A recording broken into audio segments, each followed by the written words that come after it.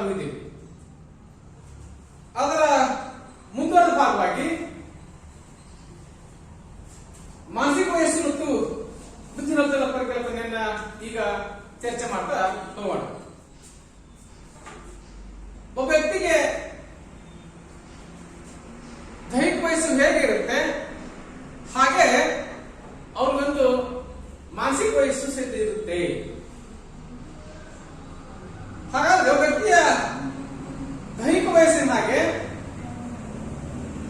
ಅವರ ಮಾನಸಿಕ ವಯಸ್ಸು ಇರುತ್ತಂತಹ ಪರಿಕಲ್ಪನೆಯನ್ನ ಮೊದಲಿಗೆ ಪ್ರಾರಂಭದಲ್ಲಿ ಗುರುತಿಸತಕ್ಕಂಥವನು ಮನೋವಿಜ್ಞಾನಿ ಆಲ್ಫ್ರೆಡ್ ವೀನೆ 1908ರಲ್ಲಿ ಗುರುತಿಸತಕ್ಕಂಥ ಪ್ರಯತ್ನ ಸಹಿತ ಮಾಡ್ತಾ ಹೋಗುತ್ತಾನೆ.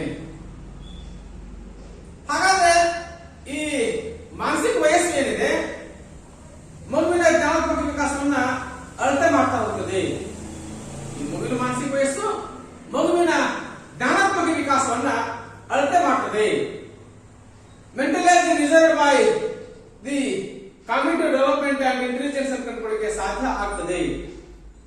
Mental age is the measured by the cognitive development and intelligence ಅಂತ ಕಂಡುಕೊಳ್ಳಿಕ್ಕೆ ಸಾಧ್ಯ ಆಗ್ತದೆ. ಹಾಗಾದ್ರೆ ಒಬ್ಬ ವ್ಯಕ್ತಿಯ ಮಾನಸಿಕ ವಯಸ್ಸು ಅವನ ಬೆಳವಣಿಗೆ ಮಟ್ಟವನ್ನ ಸೂಚಿಸ್ತಾ ಹೋಗುತ್ತದೆ. ಹಾಗಿದ್ದಾದ್ರೆ ನಾವು ಯಾವನ್ನ ದೈಹಿಕ ವಯಸ್ಸು ಅಂತ ಕೇಳ್ತಾ ಹೋಗ್ತೀವಿ. ವ್ಯಕ್ತಿ ಜನಿಸಿದ ಕ್ಷಣದಿಂದ ಪ್ರಾರಂಭ ಆಗಿ ಪ್ರಸ್ತುತ ಇಲ್ಲಿವರೆಗೂ ಅವರಿಗೆ ಆಗಿರ್ತಕ್ಕಂತಹ ವಯಸ್ಸು ಏನಿದೆ ಅಥವಾ ಅವರ ದೇಹಕ್ಕೆ ಆಗಿರ್ತಕ್ಕಂಥ ವಯಸ್ಸು ಏನಿದೆ, ಇಟ್ ಈಸ್ ಅ ಕ್ರೋನಾಲಾಜಿಕಲ್ ಏಜ್ ಅಂತ ಕೇಳ್ತಾ ಹೋಗ್ತೀವಿ. ಇದು ದೈಹಿಕ ವಯಸ್ಸು. ಹಾಗಿದ್ದಾದ್ರೆ ಮಾನಸಿಕ ವಯಸ್ಸು ಅಂತಂದ್ರೆ ಏನು? ಅದರ ಪರಿಕಲ್ಪನೆ ಮತ್ತು ಅರ್ಥವಾಗಿ ಕಂಡುಕೊಳ್ಳಕ್ಕೆ ಸಾಧ್ಯ ಆದ್ರೆ ಮನೋವಿಜ್ಞಾನಿ ಟರ್ಮನ್ ಹೇಳ್ತಾ ಹೋಗ್ತಾರೆ, ಒಂದು ಮಗು ಪಡೆದ ಅಂಕಗಳನ್ನು ಆತನ ಸಮವಯಸ್ಕರ ಅಂಕಗಳಿಗೆ ಹೋಲಿಸುವುದರಿಂದ ದೊರೆಯುವ ಪ್ರಾಪ್ತಾಂಕವೇ ಮಾನಸಿಕ ವಯಸ್ಸು. ಹಾಗಾದ್ರೆ ಒಂದು ಮಗು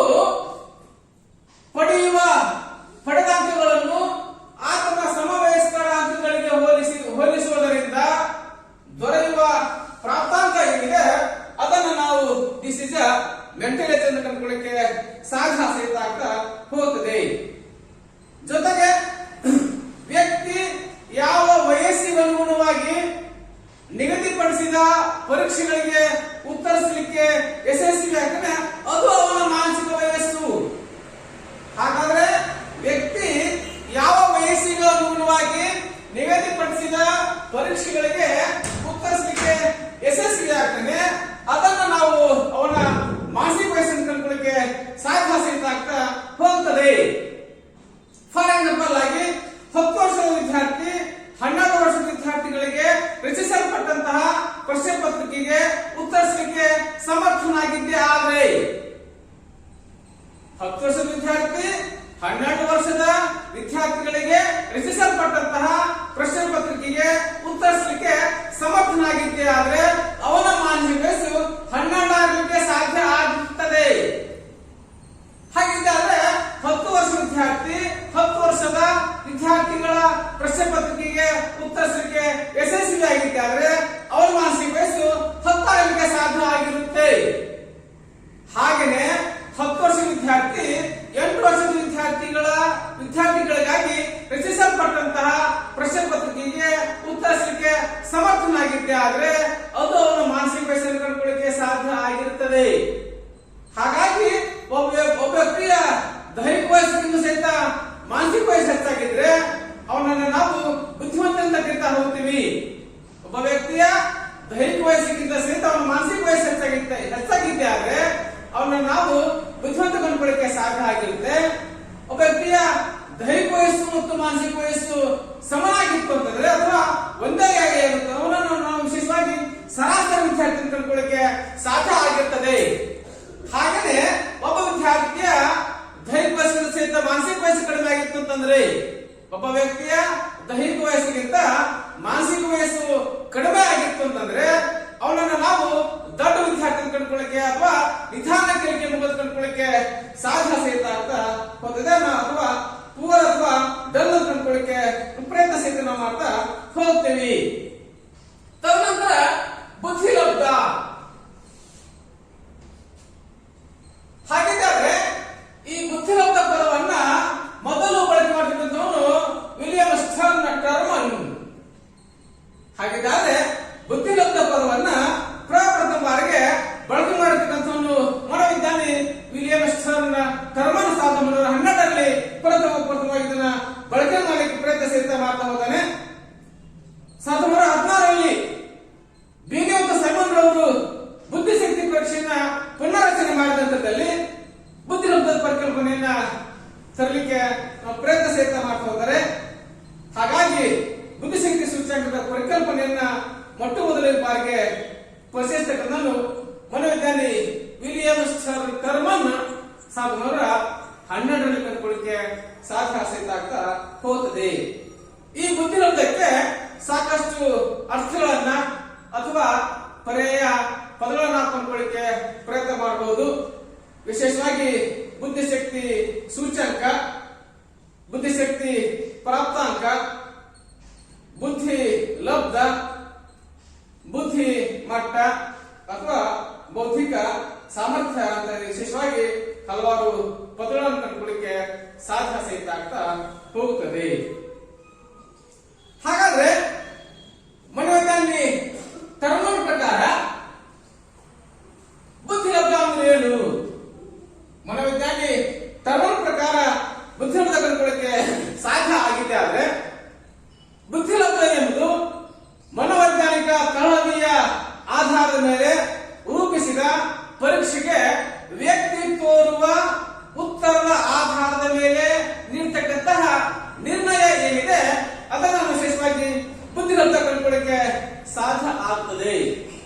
ಹಾಗಾದ್ರೆ ಮನೋವೈಜ್ಞಾನಿಕ ತಳಹದಿಯ ಆಧಾರದ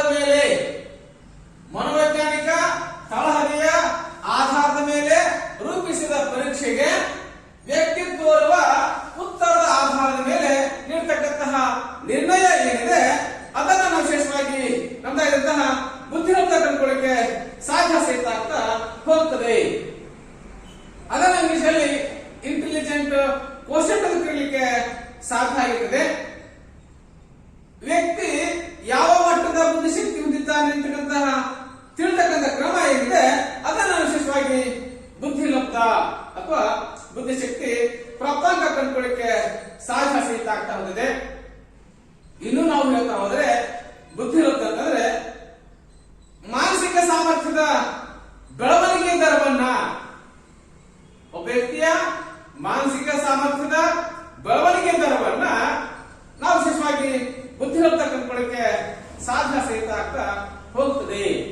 ಹಾಗಾದ್ರೆ ಬುದ್ಧಿಲಬ್ಧ ಅಂತಂದ್ರೆ ಮಾನಸಿಕ ಸಾಮರ್ಥ್ಯದ ಬೆಳವಣಿಗೆಯ ದರ ಏನಿದೆ ಅದನ್ನ ವಿಶೇಷವಾಗಿ ಬುದ್ಧಿಲಬ್ಧ ಕಂಡುಕೊಳ್ಳಿಕ್ಕೆ ಸಾಧ್ಯ ಸಹಿತ ಆಗ್ತಾ ಹೋಗ್ತದೆ. ಹಾಗಿದ್ದಾದ್ರೆ ಬುದ್ಧಿಲಬ್ಧವನ್ನು ಹೇಗೆ ಕಂಡುಹಿಡಿತಾ ಹೋಗ್ತೀವಿ? ಮಾನಸಿಕ ವಯಸ್ಸನ್ನು ದೈಹಿಕ ವಯಸ್ಸಿನಿಂದ ಭಾಗಿಸುವುದರ ಮೂಲಕ ಬುದ್ಧಿಲಬ್ಧವನ್ನು ವಿಶೇಷವಾಗಿ ಕಂಡುಹಿಡಿಯಲಿಕ್ಕೆ ಸಾಧ್ಯ ಆಗ್ತದೆ. ಹಾಗಾಗಿ ಮಾನಸಿಕ ವಯಸ್ಸನ್ನು ದೈಹಿಕ ವಯಸ್ಸಿನಿಂದ ಭಾಗಿಸಿ 100ರಿಂದ ಗುಣಾಕಾರ ಮಾಡಿದರೆ ಬರ್ತಕ್ಕಂತಹ ಮೊತ್ತ ಏನಿದೆ ಅದನ್ನ ನಾವು ವಿಶೇಷವಾಗಿ ಐಕ್ಯೂ ಕಂಡುಕೊಳ್ಳಿಕ್ಕೆ ಸಾಧ್ಯ ಆಗಿರ್ತದೆ. ಅಥವಾ ಇಂಟೆಲಿಜೆಂಟ್ ಕೋಶೆಂಟ್ ಅಂತ ಬುದ್ಧಿಶಕ್ತಿ ಸೂಚ್ಯಂಕ ಅಥವಾ ಬುದ್ಧಿಶಕ್ತಿ ಪ್ರಾಪ್ತಾಂಕ ಅಂತ ಕಂಡುಕೊಳ್ಳಿಕ್ಕೆ ಸಾಧ್ಯ ಆಗ್ತದೆ. ಹಾಗಿದ್ದರೆ ಐಕ್ಯೂ ಕಂಡುಹಿಡಿಯತಕ್ಕಂತಹ ಸೂತ್ರ ಯಾವುದು? IQ is equals MA divided by CA into 100 ಅಂತ. MA ಅಂತಂದ್ರೆ ಮೆಂಟಲ್ ಏಜ್ ಅಂತ, ಮಾನಸಿಕ ವಯಸ್ಸು. MA ಅಂತಂದ್ರೆ ಮೆಂಟಲ್ ಏಜ್ ಅಂತ, ಮಾನಸಿಕ ವಯಸ್ಸು. C ಅಂತಂದ್ರೆ ಕ್ರೋನೋಲಾಜಿಕಲ್ ಏಜ್ ಅಂತ, ಅಂದ್ರೆ ದೈಹಿಕ ವಯಸ್ಸು. ಕ್ರೋನೋಲಾಜಿಕಲ್ ಏಜ್ ಅಂತ ನಾವು ಕರಿತಾ ಹೋಗ್ತೀವಿ ಇಂಗ್ಲಿಷ್ ಅಲ್ಲಿ. C ಅಂತ ಕರೀಲಿಕ್ಕೆ ಸಾಧ್ಯ ಆಗಿರುತ್ತೆ. ಇಂಟು 100 ಅಂತ ಹೇಳ್ತಾ ಹೋಗ್ತೀವಿ ನಾವು. ಅಂದ್ರೆ ಮಾನಸಿಕ ವಯಸ್ಸನ್ನ ದೈಹಿಕ ವಯಸ್ಸಿನಿಂದ ಭಾಗಿಸಿ 100ರಿಂದ ಗುಣಾಕಾರ ಮಾಡಿದಾಗ ಇಂಟು ಮಾಡಿದಾಗ ಬರ್ತಕ್ಕಂತಹ ಮೊತ್ತ ಏನಿದೆ ಅದನ್ನ ವಿಶೇಷವಾಗಿ ನಾವು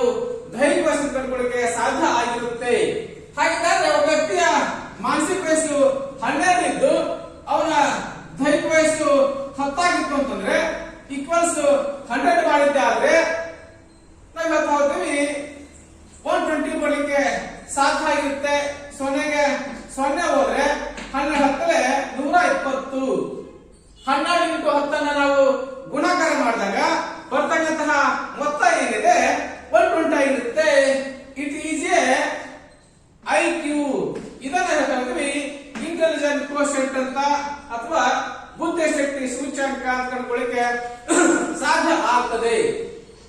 ಇನ್ನ ಮಾನಸಿಕ ವಯಸ್ಸನ್ನು ಹೇಗೆ ಕಂಡುಹಿಡಿತಾ ಹೋಗ್ತೇವೆ ನಾವು? ಮಾನಸಿಕ ವಯಸ್ಸನ್ನ ಕಂಡುಹಿಡಿತಕ್ಕಂತಹ ಸೂತ್ರ ಯಾವುದು ಅಂತ ಕಂಡುಕೊಳ್ಳಿಕ್ಕೆ ಸಾಧ್ಯ ಆದ್ರೆ MA equals IQ into CA divided by 100 ಅಂತ.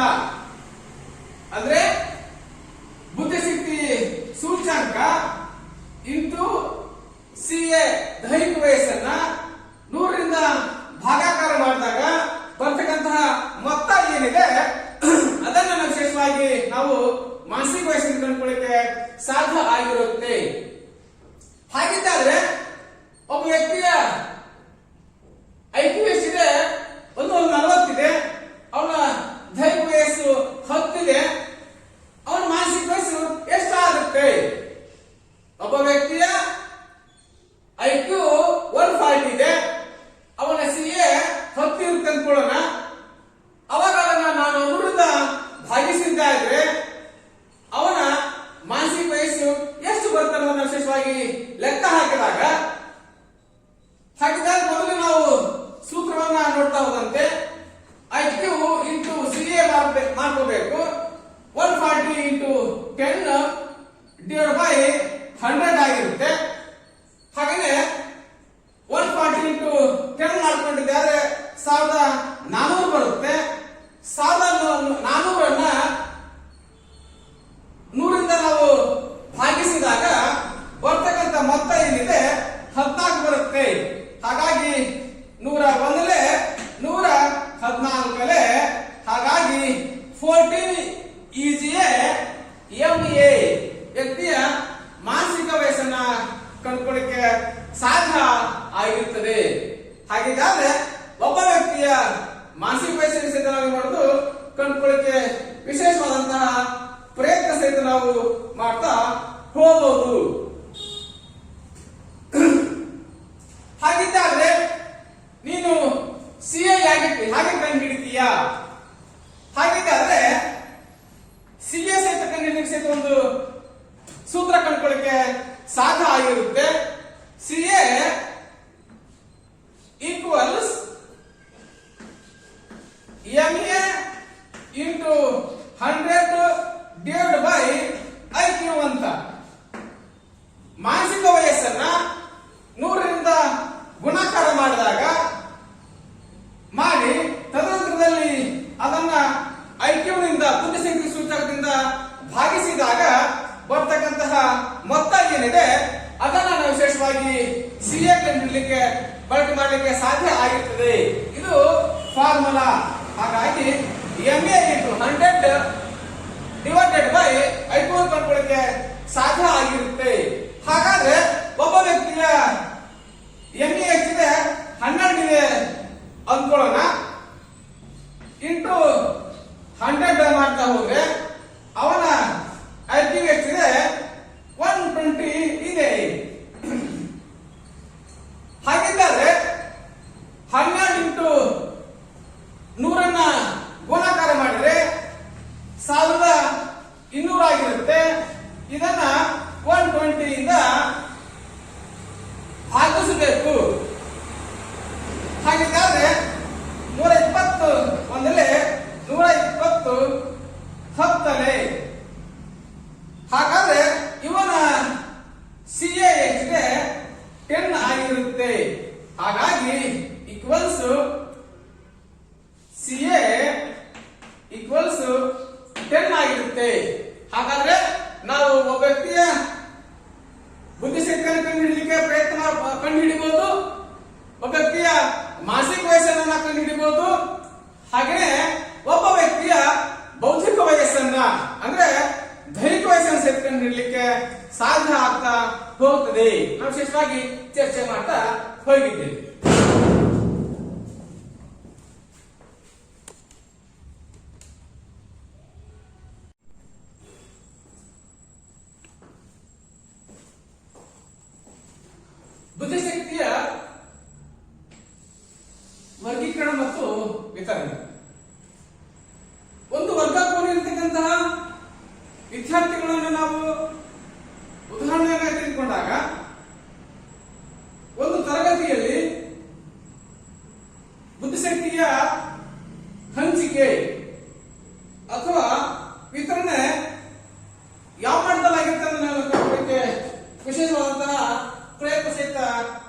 ಮಾಡ್ತಾ ಹೋಗ್ತೇವೆ. ಹಾಗಿದ್ದಾದ್ರೆ ನಾವು ಇಲ್ಲಿ ನೋಡ್ತಾ ಹೋದಂತೆ ಕ್ರಮ ಸಂಖ್ಯೆ, ವರ್ಗೀಕರಣ, ಬುದ್ಧಿಲಬ್ಧ ಮತ್ತು ಶೇಕಡಾವಾರು ಪ್ರಮಾಣ, ಇದನ್ನ ಇಲ್ಲಿ ನೋಡ್ತಾ ಹೋಗ್ತೀವಿ. ಒಂದು ಘಂಟಾಕೃತಿಯಲ್ಲಿ ಒಂದು ಆಕೃತಿ ರಚನೆ ಆಗಿದೆ. ಒಂದು ಘಂಟೆಯ ಆಕಾರದಲ್ಲಿ ಘಂಟಾಕೃತಿಯಲ್ಲಿ ಬೆಲ್ ಶೇಪ್ ಅಲ್ಲಿ ಒಂದು ಆಕೃತಿ ರಚನೆ ಆಗೋದನ್ನು ಕಂಡುಕೊಳ್ಳಕ್ಕೆ ಸಾಧ್ಯ ಆಗಿರುತ್ತೆ. ಇದನ್ನ ಹೇಗೆ ರಚನೆ ಮಾಡಲಾಗಿದೆ, ಯಾವುದರ ಆಧಾರದ ಮೇಲೆ ಇದನ್ನ ರಚನೆ ಮಾಡಲಿಕ್ಕೆ ಸಾಧ್ಯ ಆಗಿದೆ ಅನ್ನೋದನ್ನ ವಿಶೇಷವಾಗಿ ಚರ್ಚೆ ಸಹಿತ ಮಾಡ್ತಾ ಹೋದ್ರೆ, ಮನೋವಿಜ್ಞಾನಿ ಟರ್ನರ್ ಮತ್ತು ಮೆರಿಲ್ ರವರು ಏನಿದ್ದಾರೆ ಅವರು ಸ್ಟ್ಯಾನ್ಫೋರ್ಡ್ ಮತ್ತು ಬೀನೆ ಬುದ್ಧಿಶಕ್ತಿ ಪರೀಕ್ಷೆಯನ್ನ ಮನೋವಿಜ್ಞಾನಿ ಆಗಿರ್ತಕ್ಕಂಥ ಟರ್ನರ್ ಮತ್ತು ಮೆರಿಲ್ ರವರು ಏನಿದ್ದಾರೆ ಸ್ಟ್ಯಾನ್ಫೋರ್ಡ್ ಮತ್ತು ಬೀನೆ ಬುದ್ಧಿಶಕ್ತಿ ಪರೀಕ್ಷೆಯನ್ನ ಸಾಮಾನ್ಯವಾಗಿ 2904 ಮಕ್ಕಳಿಗೆ 2904 ಮಕ್ಕಳಿಗೆ ಯಾವ ಪರೀಕ್ಷೆಯನ್ನ ಬೀನೆ ಮತ್ತು ಸ್ಟ್ಯಾನ್ಫೋರ್ಡ್ ಪರೀಕ್ಷೆಯನ್ನ ಅಂದ್ರೆ ಟರ್ನರ್ ಪರೀಕ್ಷೆಯನ್ನ ಈ ಬೀನೆ ಮತ್ತು ಸ್ಟ್ಯಾನ್ಫೋರ್ಡ್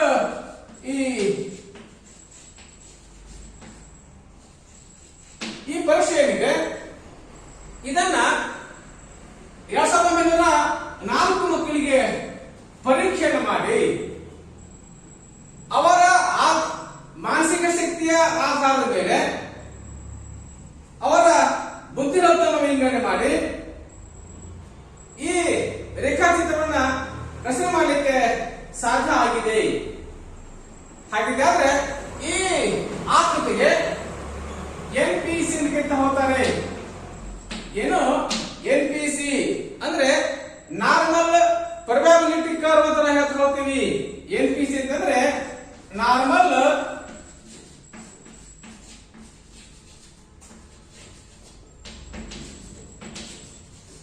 ಪ್ರೊಬ್ಯಾಬಿಲಿಟಿ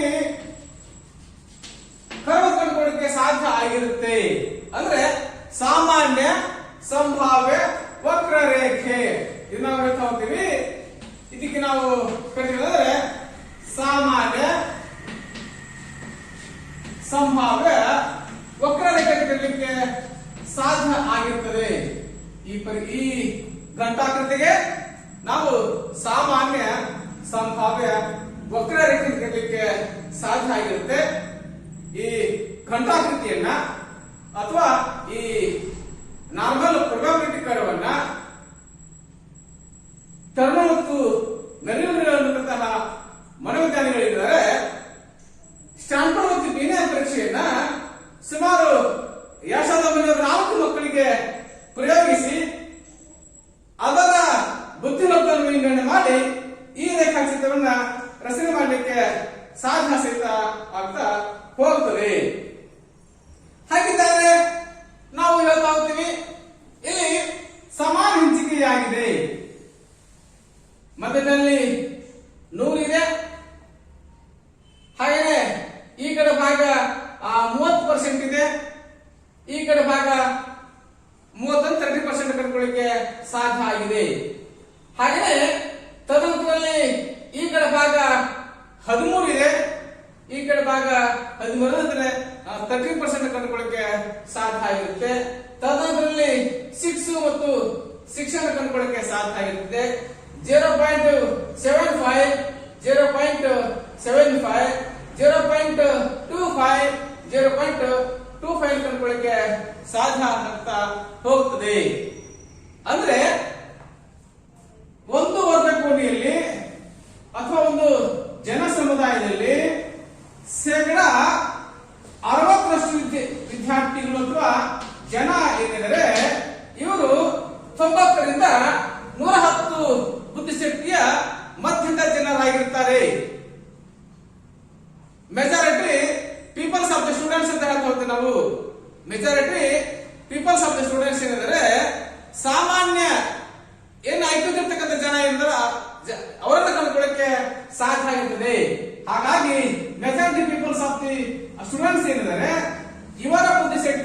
ಆದ್ಮೇಲೆ ಒಂದು ಪರೀಕ್ಷೆಯನ್ನು ನಾವು ರಚನೆ ಮಾಡಲಿಕ್ಕೆ ಸಾಧ್ಯ ಅಂತ ಹೋಗಿರ್ತದೆ. ಹಾಗಿದ್ದಾಗ ವಿಶೇಷವಾಗಿ ಚರ್ಚೆ ಸಹಿತ ಮಾಡ್ತಾ ಹೋಗ್ತೀವಿ. ಫಸ್ಟ್ ನಾಗಿ ಅತಿ ಮೇಧಾವಿಗಳು 140 ಎಬೋ ಇವರಿಗೆ ಕೇವಲ 0.25 ಕಂಡುಕೊಳ್ಳಕ್ಕೆ ಸಾಧ್ಯ ಆಗಿರ್ತದೆ. ಅಂದ್ರೆ ಈ NPCಯ ಬಲಭಾಗದಲ್ಲಿ ಬುದ್ಧಿಶಕ್ತಿ ಹೆಚ್ಚುತ್ತಾ ಹೋಗುತ್ತೆ. NPCಯ ಬಲಭಾಗ ಏನಿದೆ ಇದು ಬುದ್ಧಿಶಕ್ತಿಯ ಹೆಚ್ಚಳ ಕಂಡುಕೊಳ್ಳಕ್ಕೆ ಸಾಧ್ಯ ಆಗಿರುತ್ತೆ. NPCಯ ಬಲಭಾಗದಲ್ಲಿ ಎಡಭಾಗದಲ್ಲಿ ಬುದ್ಧಿಶಕ್ತಿ ಕಡಿಮೆ ಆಗುವುದನ್ನು ಕಂಡುಕೊಳ್ಳಕ್ಕೆ ಸಾಧ್ಯ ಆಗಿರುತ್ತೆ. ಹಾಗೆ ವಿಶೇಷವಾಗಿ ಹೇಳ್ತಾ ಹೋಗ್ತೀವಿ. ಇಲ್ಲಿ ನಾವು ಚರ್ಚೆ ಮಾಡ್ತಾ ಹೋದಂತೆ ಒಂದು ವರ್ಗ ಕೋಣೆಯಲ್ಲಿ ಅತಿ ಮೇಧಾವಿಗಳು ಎಬೋ 140 ಅಂದ್ರೆ 0.25 ಕಂಡುಕೊಳ್ಳಕ್ಕೆ ಸಾಧ್ಯ ಆಗ್ತದೆ. ಅದೇ ರೀತಿಯಲ್ಲಿ ಎರಡನೇದಾಗಿ ಮೇಧಾವಿಗಳು 130 to 139 0.75 ಇದನ್ನ ಕಂಡುಕೊಳ್ಳಕ್ಕೆ ಸಾಧ್ಯ ಆಗಿರುತ್ತೆ. ಹಾಗೆಯೇ ಥರ್ಡ್ ಒನ್ ಆಗಿ ಪ್ರತಿಭಾವಂತರು 120 to 129 6% ಅನ್ನ ಶೇಕಡ 6% ಕಂಡುಕೊಳ್ಳಕ್ಕೆ ಸಾಧ್ಯ ಆಗ್ತದೆ. ಹಾಗೆಯೇ ಸಾಮಾನ್ಯಕ್ಕಿಂತ ಮೇಲ್ಪಟ್ಟವರು ಅಂದ್ರೆ ಅಬವ್ ಅವರೇಜ್ ಅಂತ ಹೇಳ್ತಾ ಹೋಗ್ತೀವಿ. ಸಾಮಾನ್ಯಕ್ಕಿಂತ ಮೇಲ್ಪಟ್ಟವರು ಅಬವ್ ಅವರೇಜ್ ಏನಿದ್ರೆ ಅವರನ್ನು ನಾವು ಶೇಕಡ 13% ಕಂಡುಕೊಳ್ಳಕ್ಕೆ ಸಾಧ್ಯ ಆಗ್ತದೆ. ಇದು ಈ ಭಾಗ ಏನಿದೆ 10% ಕಂಡುಕೊಳ್ಳಕ್ಕೆ ಸಾಧ್ಯ ಆಗ್ತಿದೆ. ಅಂದ್ರೆ ಸಾಮಾನ್ಯವಾಗಿ ಹೊಂದಿರತಕ್ಕಂಥವ್ರು 90ರಿಂದ 109ರಷ್ಟು 90ರಿಂದ 109ರಷ್ಟು ಕಂಡುಕೊಳ್ಳಕ್ಕೆ ಸಾಧ್ಯ ಆಗುತ್ತದೆ. ಇದು ಏನಿದೆ 60% majority peoples of the students ಅಂತ ಹೇಳ್ತಾ ಹೋಗ್ತೀವಿ ನಾವು. 90ರಿಂದ 109ರಷ್ಟು ಕಂಡುಕೊಳ್ಳಕ್ಕೆ ಸಾಧ್ಯ ಆಗ್ತದೆ. ತದನಂತರದಲ್ಲಿ ಸಾಮಾನ್ಯಕ್ಕಿಂತ ಕಡಿಮೆ ಆಗಿರ್ತಕ್ಕಂಥದ್ರೆ ಬಿಲೋ ಅವರೇಜ್ ಅಂತ ಹೇಳ್ತಾ ಹೋಗ್ತೀವಿ ನಾವು. ಇವರು ಶೇಕಡ 10% ಕಂಡುಕೊಳ್ಳಕ್ಕೆ ಸಾಧ್ಯ ಆಗಿರ್ತದೆ. ಹಾಗೆಯೇ ಬುದ್ಧಿಮಾಂಗರು ಅಥವಾ ಸೀಮಾ ರೇಖೆಯಲ್ಲಿರ್ತಕ್ಕಂಥವರು ಶೇಕಡ 6% ಕಂಡುಕೊಳ್ಳಕ್ಕೆ ಸಾಧ್ಯ ಆಗಿರುತ್ತೆ. ಮಾನಸಿಕ ನ್ಯೂನತೆಗಳಂತವರು 0.75 ಕಂಡುಕೊಳ್ಳಕ್ಕೆ ಸಾಧ್ಯ ಆಗಿರುತ್ತೆ. ಮೂರ್ಖರು ಅಂದ್ರೆ ನಾವು ಹೇಳ್ತೀವಿ ಇಡಿಯಟ್ಸ್ ಅಂತ ಹೇಳ್ತಾ ಹೋಗ್ತೀವಿ, ಅವರು ಶೇಕಡ 0.25 ಕಂಡುಕೊಳ್ಳಕ್ಕೆ ಸಾಧ್ಯ ಆಗಿರುತ್ತೆ. ಹೀಗೆ ಒಂದು ವರ್ಗ ಕೋಣೆಯ ವಿದ್ಯಾರ್ಥಿಗಳ ಬೌದ್ಧಿಕ ಮಟ್ಟವನ್ನ ಅಥವಾ ಬುದ್ಧಿಶಕ್ತಿ ಸೂಚ್ಯಂಕದ ವಿತರಣೆಯನ್ನು ನಾವು ವಿಶೇಷವಾಗಿ ವಿಶ್ಲೇಷಣೆ ಮಾಡಲಿಕ್ಕೆ ಪ್ರಯತ್ನ ಸಹಿತ ಮಾಡಬಹುದು. ಹಾಗಾಗಿ ಸ್ಟ್ಯಾನ್ಫೋರ್ಡ್ ಮತ್ತು ಬೀನಾ ಬುದ್ಧಿಶಕ್ತಿ ಪರೀಕ್ಷೆಯನ್ನ ಮನೋಜ್ಞನಾಗಿರ್ತಕ್ಕಂತಹ ಟರ್ಮನ್ ಮತ್ತು ಮೆರಿಲ್ ಅವರು ಹೇಳಿದರೆ 1904 ಮಕ್ಕಳಿಗೆ ಪ್ರಯೋಗ ಮಾಡಿ ಆ ಪ್ರಯೋಗದ ಫಲಿತಾಂಶದ ಆಧಾರದ ಮೇಲೆ ಈ ರೀತಿಯ ಹಂಚಿಕೆ ಮತ್ತು ವಿತರಣೆ ಕಂಡುಕೊಳ್ಳಕ್ಕೆ ನಾವು ವಿಶೇಷವಾಗಿ ಪ್ರಯತ್ನ ಸಹಿತ ಮಾಡಬಹುದು. ಎಲ್ಲರಿಗೂ ಧನ್ಯವಾದಗಳು.